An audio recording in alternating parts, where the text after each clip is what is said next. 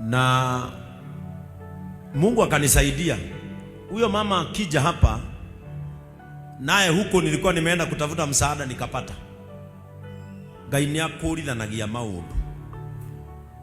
But the most touching part of her story, ndoniria nyandikire hau, Bishop undeithie ona korwo nguona ndawa tu, na ngienda gukinyira rugano rwake ni rwakeha muno, tondu mutumia ucio adiagnosirwo na cancer ena miaka 28. Ako hapa, amekuja kuja madam. Na mwiretu uyu at her age, miaka ineyo, akirutwo nyondo yake ya mbere.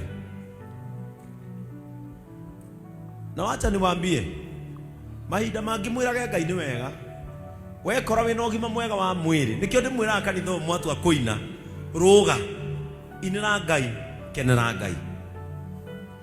Mutumia uyu ona ndamuonera haha ria mbere tondu macemanirie na ndungu. How are you? At her age, akirutwo nyondo yake ya mbere,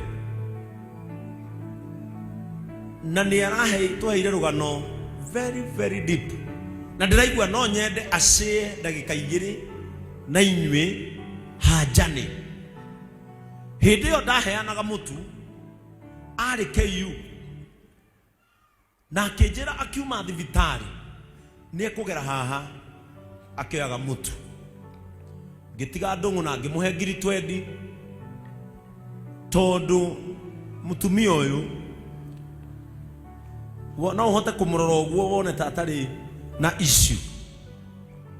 But it's a very deep story, na nini ngwenda tu amugeithie, arafu tu o ndagika igiri amuhe kajane gake na cancer.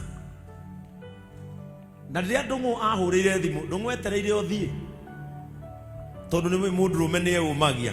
Riu ndungu acokire kuhe rugano ruwe na kieha rwa mutumia uyu. Ni ura imagine mweri umwe ukinywa dawa cia makiria ma ciringi 118. Na riu mutumia uyu murona haha, dawa icio no cio cingimuturia na nderega kunywa dawa icio for how long? Almost mieri 4. It was a very touching story, na ngiona tondu ni mundu young,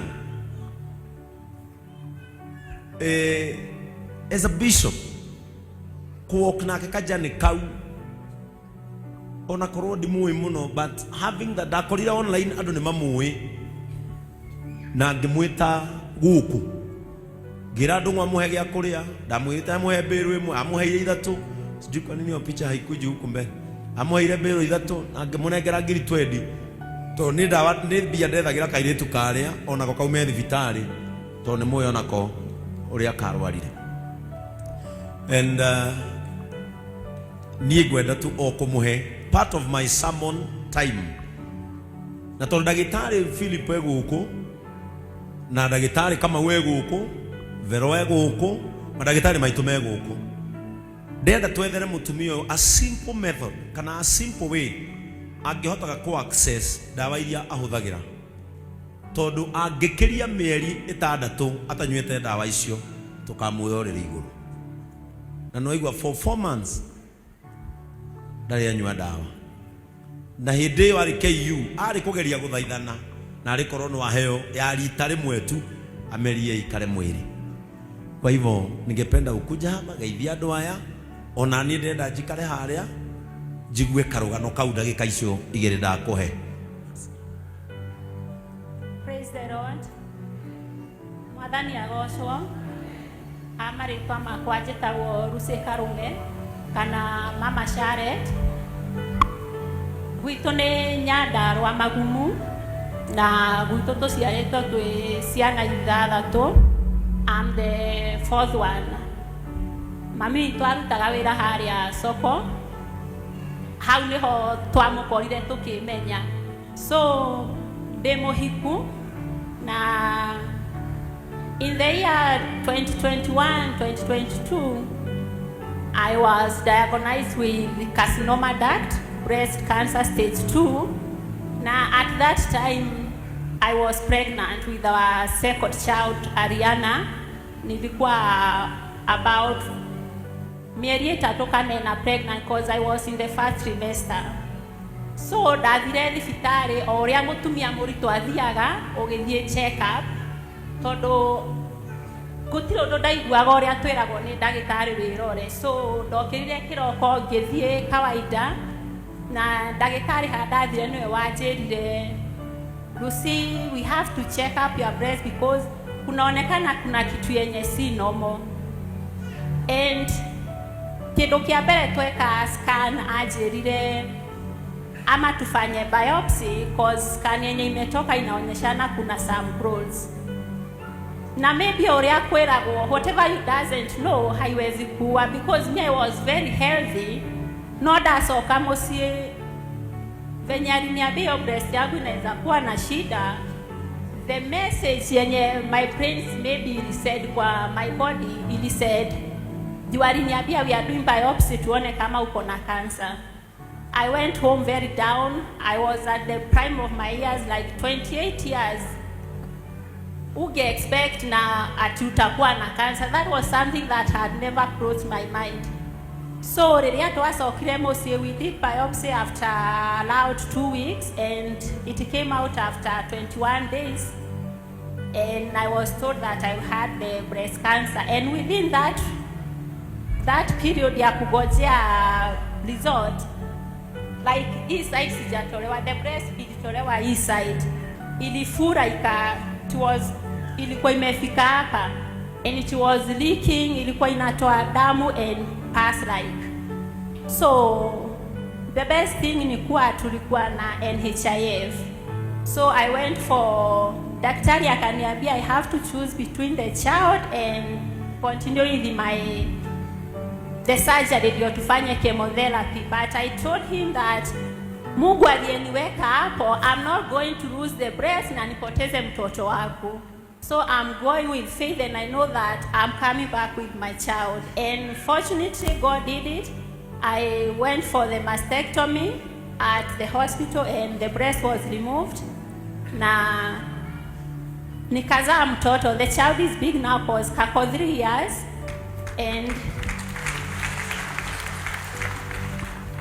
And then after nilifika the 3rd trimester, I did my first chemotherapy when I was still pregnant. And it was a tough journey because we were never prepared for that. And nobody ever prepares you for a nightmare, like you are waking up tomorrow and you have to face a journey yenye hata wewe hujui. And after the first chemotherapy, nilienda home, and then after 2 months I went for selective CS ndio mtoto atolewe because I had to continue with chemotherapy. I did 6 cycles of chemotherapy and then we did radiotherapy. After the treatment we did the PET scan ya determining if the cancer was gone, and nilikuwa na furaha sana because I was free from cancer for the first time. And I was put on tamoxifen, zinakuaga for targeted chemotherapy. And unfortunately, they didn't work. Because after a few months of having them, I started feeling the pain again. And we did a scan and unfortunately the cancer was back again. And that's when the doctors told me that I was going to have, ningepewa dawa ziko na nguvu kiasi, they were going to help me. I have been taking the medications.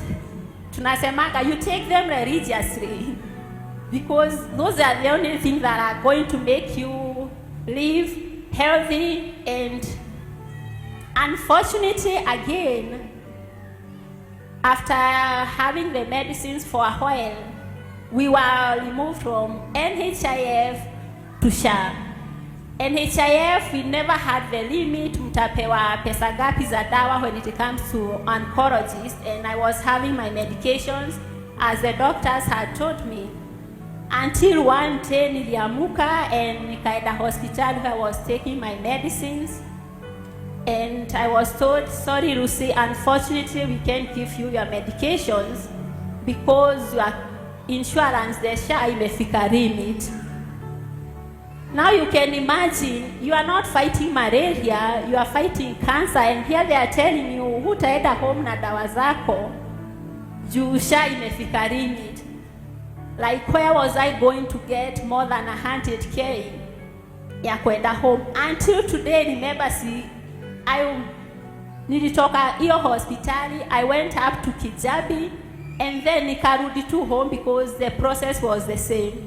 I came back home, and due to the months that sikuchukua dawa, I started feeling the sharp pains again, and I had to go back to the hospital. Nikaitisha referral and went to KU hospital. That's why I have been having the treatment recently, and we did a PET scan. And unfortunately again, the cancer is back the third time. And this time, it's not on, haiko tu kwa matiti pahali ilikuwa, imerudi kwa shingo on my hip side and on the outline of my lungs. Hiyo ndio ilinimaliza nguvu zaidi because you have been fighting it on one place and now it's back in more places. It has metastasized to my neck and my lungs. And dawa waliniandikia, now I even think that zile zilikuwa za kwanza, they were better. Juu saizi they gave me medications. The medication I have to get is costing me more than 250K per month. I can't afford this. I went back to the doctor to beg them, like, can we change the medication? Juu waliniambia hakuna dawa, so I had to call for a whole week nikiuliza kama kuna dawa. And all they kept saying is, wait, hakuna dawa. So on that day when Bishop aliona message yangu, I was at KU begging them to change the medicines. Hata kama watanipea medicines zenye naweza afford, but they told me hawawezi because that's what's going to keep me healthy, that's what's going to keep me alive. And the hospitals hawana hizo dawa. Where I have to get them, it's on private hospitals. So my prayer to Bishop was, whoever knows how I can get those medicines in those hospitals, I will appreciate. That's all I want, the medicines, nothing more. I want to live for my children. I want to live for my family. I just want to see them growing up. They are 2 years. My first daughter is turning 7 years this year. My second daughter just turned 3 years yesterday. And today, being my birthday, being my that birthday, all I'm praying, help me live, help me beat cancer, and help me smile again. We never chose cancer. Cancer chose us. We were thrown into deeps and told, you have to survive. And now, our leaders, that's what I was telling my mom the other day. Ni kama pia wao wamechoka na sisi juu. Bona mtutolee ile kitu ilikuwa inatusaidia na dawa. Yet out there you are telling people the SHA is working. But when we get to the hospitals, we are going back home without our medicines. They are telling us we have to survive. I'm telling my children I'm okay. I can't tell my children what I'm going through. They are too young. My husband tried the best he could.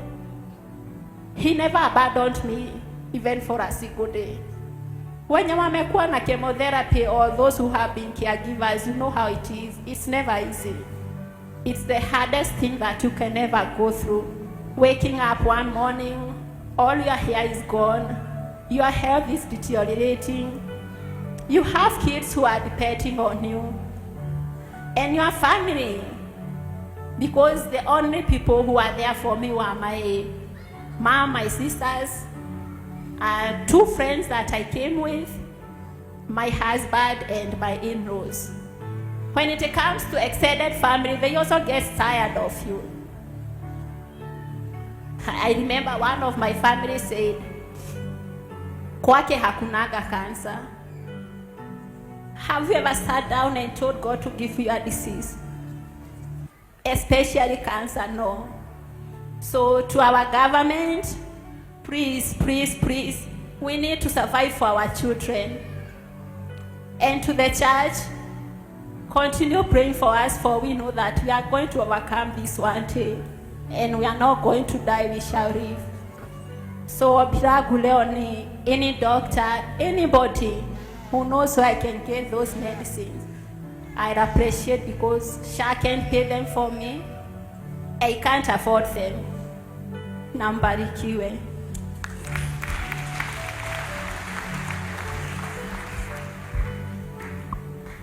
Why? You know, some things are very painful.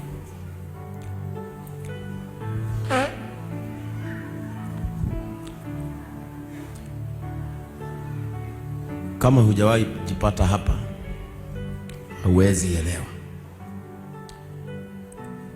Mimi cancer in the year 2014,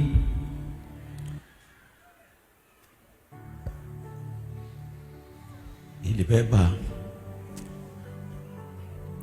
mama yangu, na nilikuwa na uwezo